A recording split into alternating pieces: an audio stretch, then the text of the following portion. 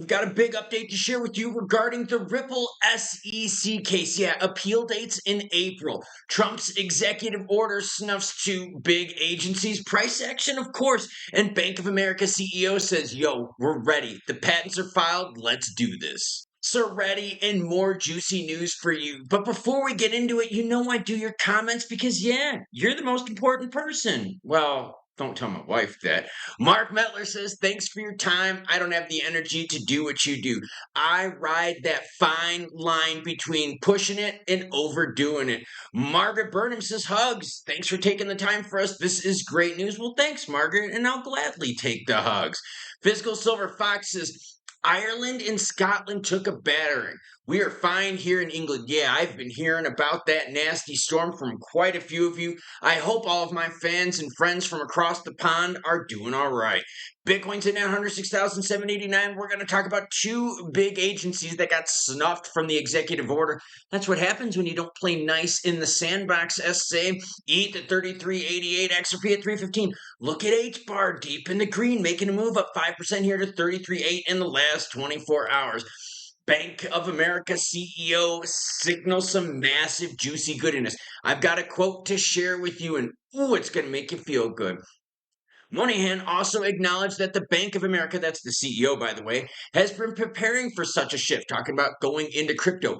We have hundreds of patents, he noted, hinting at the bank's readiness to deploy innovative solutions for crypto transactions. However, he stopped short of fully endorsing cryptocurrencies and an alternative to traditional fiat currencies, stressing the importance of maintaining a strong US dollar. Again, I see the US dollar as something over here and crypto as something over here. I don't think they're interchangeable. So the banks are ready. And with SAB 121, next, that's right, the banks can get into the juicy action. I will keep sharing this with you because, oh my gosh, as the banks give us the nod, I'll be giving you the news.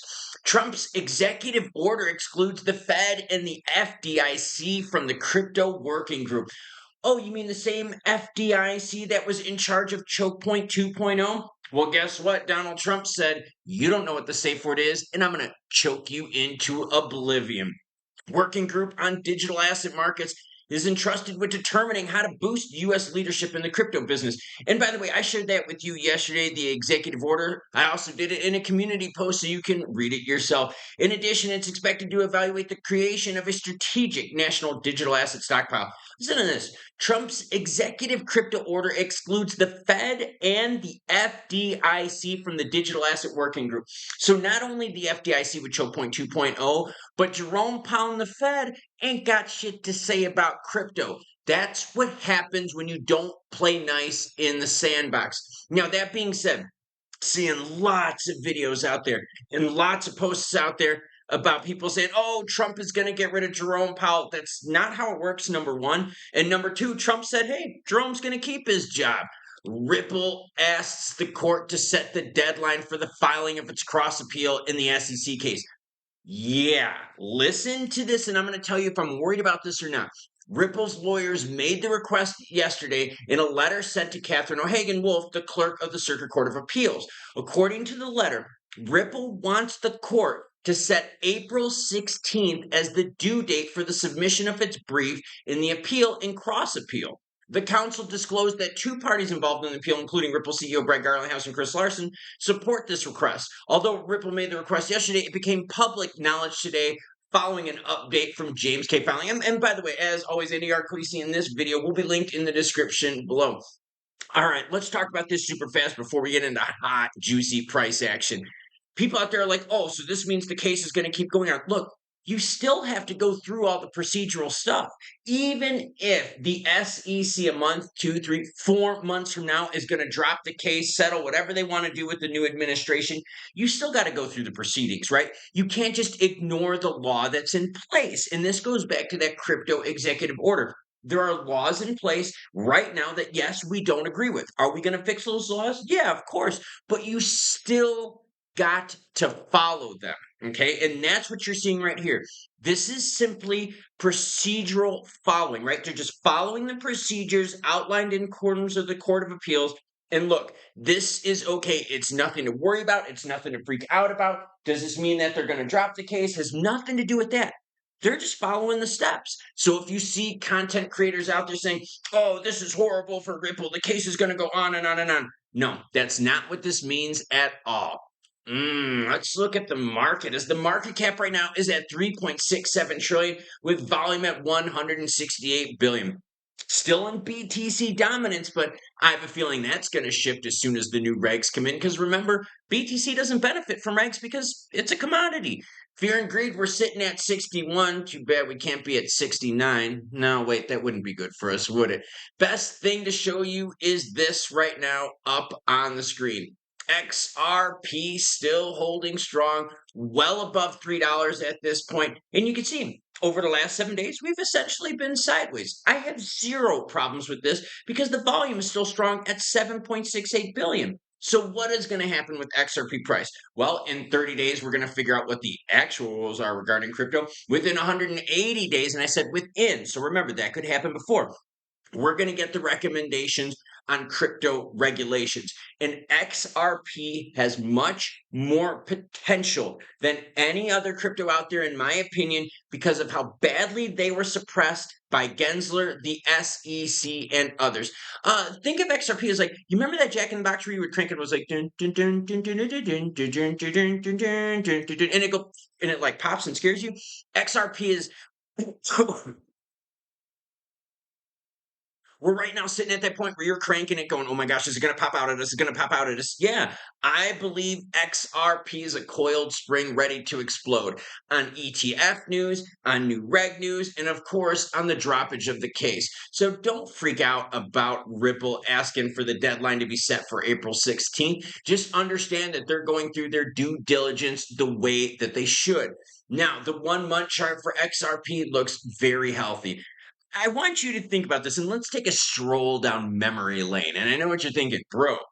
1 month is memory lane. Well, yeah, when you're talking about price at 228 for XRP and now we're at 316, we didn't get that action for years. In fact, zoom out to the 1 year chart and you're like, yo, boring AF, and then all of a sudden hot AF, girlfriend.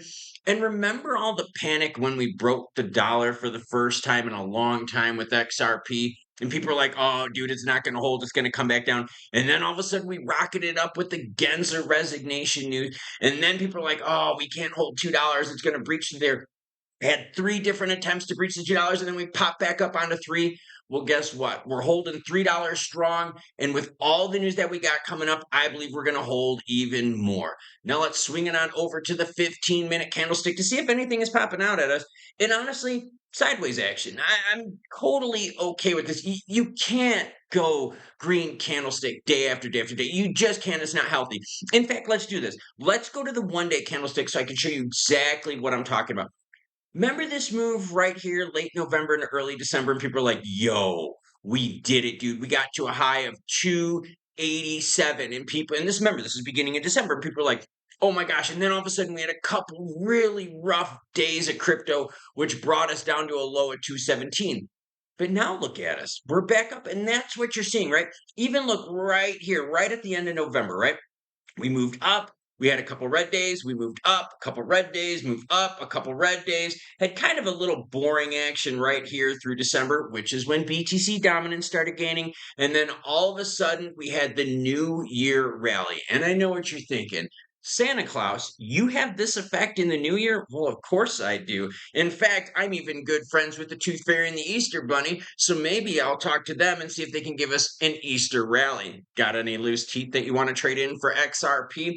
But look at this again, right? You had a big move right here, and then what? Some red candlesticks. Big move again, red candlesticks. So this is a totally healthy thing for XRP. I think I would be nervous if all I saw was green candlesticks, because then you'd be sitting there going, whoa, whoa, whoa, where's our support? Where do we know the safe zone is for XRP? And we're getting that right now, right? We're getting those healthy tests. And yet every time we get that healthy test, what happens? We rebound even higher. And I have a feeling that when I do this, and I zoom out here in the charts for XRP, that we're going to be talking way higher prices here over the next several months as we get clarity on regs, clarity on the case, and maybe some juicy ETF action. But remember what I started the video with? Bank of America and their hundreds of patents ready to roll. And the whole reason that this is big news is because SAB 121 was nixed, replaced with SAB 122. Again, Gary Gensler, thanks for the low prices all those years, and I'm glad the door hit you in the ass on the way out. So the FDIC and Fed are snubbed for being on the crypto panel, and that couldn't put a bigger smile on my face. Hold on. See what I'm saying? That's what happens when you don't play nice in the playground. And I think the big thing that we're learning from this, and we saw this too with the super PAC with crypto, is it doesn't matter what side of the aisle you're on. You should try to work together and you should try to be open to new technologies and you should want to work with new industries. How did the United States benefit by tons of jobs and tons of companies leaving the United States because of a bad regulatory thing? Yeah, think about that. That was jobs lost. In fact, there was a report that said about 1 million very high paying jobs left the United States because of the action with the SEC and Choke Point 2.0. How does that help the American public? And it doesn't. Could you imagine the internet comes out and all of a sudden people are like, this side's cool for it, this side's not. And you're like, yeah, but it's a new technology. Why not embrace this? And I think that's the big thing. I really wish we could get rid of the partisan politics, but honestly, I don't think it's going to happen. But for these next 4 years, we got to ride that hot pony. As SAB 121 is gone, Jerome Powell and the FDIC heads are what everyone not involved with making crypto decisions. Will Jerome keep his job? Yeah, I'm pretty sure he will. Will he retire soon? I have no idea because, man, the last several meetings he did, he was a little snarky and a little negative. Now, in terms of XRP's price, totally happy with everything. I'm also happy that the volume isn't falling off at all. I mean, before we had the Trump movement in November, XRP's volume was anywhere between 1 to 2 billion on average, right? Averages. Yeah, you had some days bigger and some days less, right? But on average, we were at 1 to 2 billion. And now, like the low volume days are 6 billion. Maybe we get a $5 billion day here, but then we get some 20, some $40 billion volume days. So the market's new norm is much bigger than it was, not only price wise, but volume wise. And remember what the Bank of America CEO said about hundreds of patents ready to go? That's only being made possible by all these changes that I've shared with you over the last several weeks. And this is just the start. Because remember, there's lots of players out there that even though they see the executive order stuff, even though they're going to wait for new regs to take place on day one, and then they're going to get in. So you're going to have some players getting in early now, and I put early in quotes, and then you're going to have players getting in later. So we're going to get waves and waves of juicy news. Now, I have been reading the comments, of course, and I've been cleaning them up and doing a good job. Pat myself on the old back right there. And some of the comments have been saying, you know what, though? In 4 years, all of this could be over. Oh, they could totally do new executive orders if we get a new regime. You're right, but you know what? Why focus on something that's 4 years out right now that we can't change and we have no idea how it's going to go? So let's focus on the now. Let's focus on the news. And of course, let's focus on what everyone choo choo bitches.